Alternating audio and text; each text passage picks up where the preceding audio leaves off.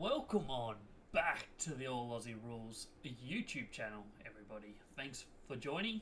Today we've got a mid-season review episode for the Fremantle Dockers coming your way. Before we jump into that, don't forget to like, comment, subscribe, all of that fun stuff. Also, the regular podcast goes out every Monday and Thursday on the YouTube and Spotify channels. And I also have plenty of other social medias. We have Twitter, Instagram, TikTok, Facebook. Go check them out for most daily. Most days we put up stuff, different stuff. TikToks is usually just game reviews. Twitter, Instagram, just random things that I think you might enjoy. So let's jump straight into the Fremantle Dockers mid-season review. They, of course, have the bye this week. Yeah, so they've made it to their mid-season. Things going pretty well for them, but we'll have a run through. As per the previous mid-season review episodes we've done, we'll have a look at their season so far. We'll have a look at how the players are going, who's going well, who could do better. Then we'll have a look at the matches they still have to come in the second half of the season and what we expect from them for the rest of 2024. So this is the fifth team that we're doing a mid-season review. We do each team as they have their bye. This week, the two byes are Fremantle, which this episode, and the Port Adelaide Power will be having their episode released on Friday on the YouTube channel. So check that out, lunchtime on a Friday. Let's go straight into season review so far for the Fremantle Dockers. And as you can see, obviously round 0 they had the bye, so they started in round 1 against Brisbane at home. They got beaten in the first quarter by the Lions, but after quarter time they certainly dominated this game. They ended up winning by 23 points and overall reasonably comfortable. Round 2 they went down to Marvel Stadium in Melbourne. They got the win over North Melbourne by 26 points. Doesn't look that fantastic on paper, the win, only 26 points over a team that hasn't won a game yet this season. But they were down by 17 points at half-time. So the second half was certainly much better. And yeah, it's is what it is. Games in Melbourne for a travelling team from WA is never easy. But they've actually had pretty good success so far in Melbourne, as we will see as we look through their season so far. Round 3, they had Adelaide over in WA, so home game. They won that by 35 points. Once again, lost the first quarter, but after that they really turned it on. So first 3 weeks they lost the first quarter each week. Round 4 was Gather Round in Adelaide. They played Carlton. Went down to the wire. They lost by 10 points. Controversial umpiring decision late, but either way, at the end of the day, they lose by 10 points in a close one. Round 5, they had to go to Adelaide Oval again, this time for Port Adelaide, and they lost it by 3 points. And they were in this right until the end. They lost both the third and fourth quarters, which is never ideal, and ended up losing by 3 points. Quite easily could have gone the other way. They then had the derby against West Coast over at Optus Stadium. So technically an away game, but really it's a neutral game. They lost that by 37 points. Not ideal for them, really, let's be honest. They went in as favourites against West Coast. This was 3 losses in a row, and we were starting to question where the Fremantle Dockers were at. But at the end of the day, West Coast always get up for a derby, as do Fremantle, but West Coast got the win. Looked like the winners all the way through the night. Fremantle looked pretty average that day. Round 7, they hosted the Bulldogs over at Optus Stadium, so they had 2 weeks in a row over there. And they beat the Dogs by 24 points. The Dogs gave them everything, really. They played pretty well. Fremantle were just too good at home. Got the 24-point win, and yeah, they were back on the winners list, which is what they needed. They then, round 8, went back to Melbourne for their second time in Melbourne this year. They played Richmond, and they won by 54 points, never looking in much danger of losing this one. Pretty comfortable 54-point win. Round 9 was Sydney, hosting Sydney. It was a Friday night game that probably would have been a lot different had circumstances been different that week. They lost by 48, which doesn't look good, but their inaccuracy in front of goal certainly cost them any chance. They probably still were not the better team on the night elsewhere on the ground, but they would have been well and truly in the game, and it would have been only a couple kicks had they kicked straight that night. They then went back to Melbourne. This was their third time in Melbourne for the year, against St Kilda, and they won by 17 points at Marvel, which is a huge win for them. St Kilda obviously not flying along, but to get a win in Melbourne against a team that played finals football last year is a huge result for them, so 17-point win there. They then, round 11, hosted Collingwood on the Friday night. Got a good start. Collingwood kind of dominated most of the second quarter. No, not the second quarter, sorry. Third quarter. At halftime, they were up by 13 points, Fremantle. Third quarter, they got dominated. Fourth quarter, it looked all over when they were 4 goals down with 10 minutes to go, but they fought their way right back and got away with a draw. So, even though it's a home game, it's still a good result for them. Keeps their season going along fine. And then round 12, in what without a doubt is their best result of the season so far, they went to Alice Springs on Sunday, and they beat Melbourne by 92 points. I don't think anybody saw that. People would have tipped Fremantle, of course. But by 92 points, I don't think many people would have predicted that. It looked bad for Melbourne the whole way, and Fremantle just cruised. Fremantle conceded the first 2 goals, but after that, she was all one-way traffic, and one of the most dominant games we've seen of football so far this season. Obviously, round 13 is coming up this weekend, and they have the bye to the Dockers. So they go into the bye with their season looking pretty good, let's be honest. They won their first 3, they lost their next 3, but since then, they were 4 wins and a draw from the last 6. 7 wins and a draw from their 12 matches so far this season. So they're looking pretty good. They should certainly be reasonably happy with their progress so far this season. Certainly the way they're going into the bye off the game against Melbourne. Let's have a look at some of the stats, I guess, for Fremantle for the season. Have a look at how they're travelling in some of the key areas of games of football. As we said, they lost their first 3 first quarters of the year. Since then, they've kind of turned it around a little bit. They're still negative on the season. They're 5 wins, 7 losses in the first quarter. Second quarters are definitely an improvement, but not hugely, 7 and 5. But for the fact that they're not great in either of the first or second quarters, they are 9 and 3 in first half performances. So they're either good in the first or good in the second, and it kind of balances out for them. Interestingly, the 3 times they have been down at half time, 2 of them have been well behind, 37 points down against West Coast and 40 points down against Sydney, both at home.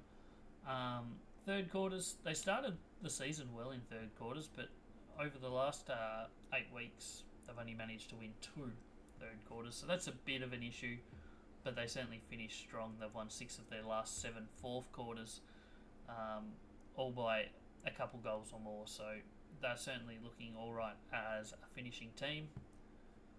They tend to be a pretty high disposal team. They're usually well and truly above their opponent on total disposals, plus 28 per game, which is huge, mainly through their handball game, which isn't a surprise. Their midfielders, Sarong, Fife, Brayshaw, all heavy handballers. In fact, last week was only the second time this year that they've lost the handball count, which was against Melbourne, and the other time was against North Melbourne. What that says, I don't know, because I genuinely hope that they take a lot from what they did on Sunday against Melbourne and kind of use that as their game plan going forward, because it was entertaining to watch and they were very good at it. Whether it was just Melbourne just didn't show up on the night, but I don't know. They certainly looked a lot better. They scored 22 goals against Melbourne, whereas their previous best for the year, twice they'd kicked 15 goals and twice they'd kicked 14. So to kick 22, granted they kicked straight 22-9, still very entertaining way to play football, and I'd like to see them do that more often. Inside 50 count's not something that they typically win. In fact, going into last weekend, they were almost -1 per game, which isn't a big loss, but certainly not great. But against Melbourne on the weekend, they were +31, so that's kind of blown that whole stat category out of the water. They've only, and in fact, another week they were +21, so you take those two out, and they're not great at all. They were +21 against Richmond and +31 against Melbourne. Looking at their disposal efficiency, they typically win this every week, which probably goes hand in hand with their high handball game. Typically teams that handball it more have a higher disposal efficiency. Highlighted, I guess, by their game against Collingwood, they were +7.1 in disposal efficiency, which is an absolute shellacking in that regard. Forward efficiency, most weeks they win. No, take out the Collingwood game and they're pretty consistent at forward efficiency. They weren't terrible at forward efficiency against Collingwood, but their defensive efficiency was not great that day. Hit-outs, they don't typically dominate hit-outs, they lose them most weeks, but their clearances, obviously, they are the best team in the competition, getting plus, 8.92 per game, which is quite a big domination in that regard. The only two losses were North Melbourne in round 2 and Collingwood. They lost by 11 in round 11. Centre clearances, they're pretty good at most of the way. Stoppage clearances is probably their better form of clearance work, but they do win them both. +3 in centre clearances per game and +6 in stoppage clearances. Contested football, they win that overall. Not by a huge amount, it's pretty level. Uncontested ball, they certainly dominate. +22.5 uncontested touches per game, which is quite huge. Their turnover game, they win that typically. They lost the turnover game the first 3 weeks, but since then they've only lost it once. So they certainly turned it around after those first 3 weeks, which they won. They were -5 per game, rounds 1 to 3, and then since then they are +6 the remaining 9 games. So they've certainly improved that area. It didn't hurt them in the first 3 weeks, but they'll certainly be... Oh no, I've done that the wrong way around. They were doing well the first 3 weeks, and then since then they've been losing it. I don't know what I was looking at. So yeah, their turnover game has certainly gone backwards since then, turning it over an extra 6 times than their opposition over the last 9 weeks. Last 4 weeks, have been better though. Very tight, each one of those 4 weeks. Marks, not surprisingly, they don't typically dominate. They certainly did on the weekend though. +46 on the weekend. Overall, they lose it typically, mainly due to, as we've mentioned, their high handball game. However, they do typically win the marks inside 50 count. They've won it the last 6 weeks at an average of +6 per game, which is quite a domination in that regard. When their first half of the season, they were not doing that great in that facet of the game, so they'll certainly be happy with the way they're getting lots of marks inside 50 of late.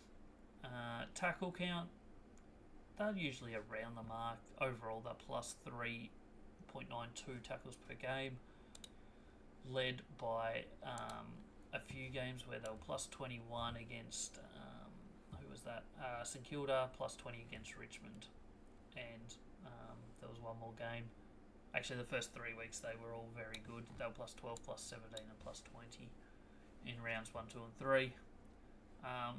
So overall, tackle game is pretty good. They're one of the top 2 or 3 teams at that. In fact, they beat Collingwood, who up until that round 11 were the number 1 tackling team in the game in terms of tackle differential.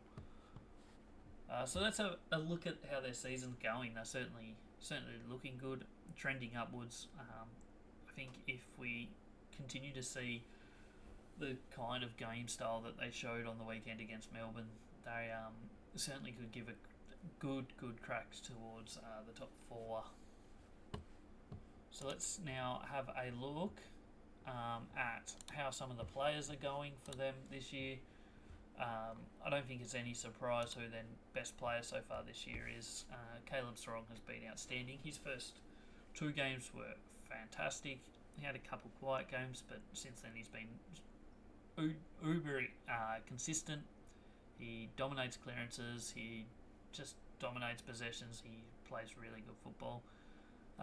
Brayshaw in there has been very good as well. I think he stepped up from last year as well. Then you're looking at some of their outside players. Luke Ryan's been really good. Jordan Clark's been really good. Hayden Young's been good. He's more of an inside mid, but that's okay. Both ruckmen have been good when playing. Luke Jackson probably the slightly better one, but Sean Darcy's been really good with when he's got an opportunity.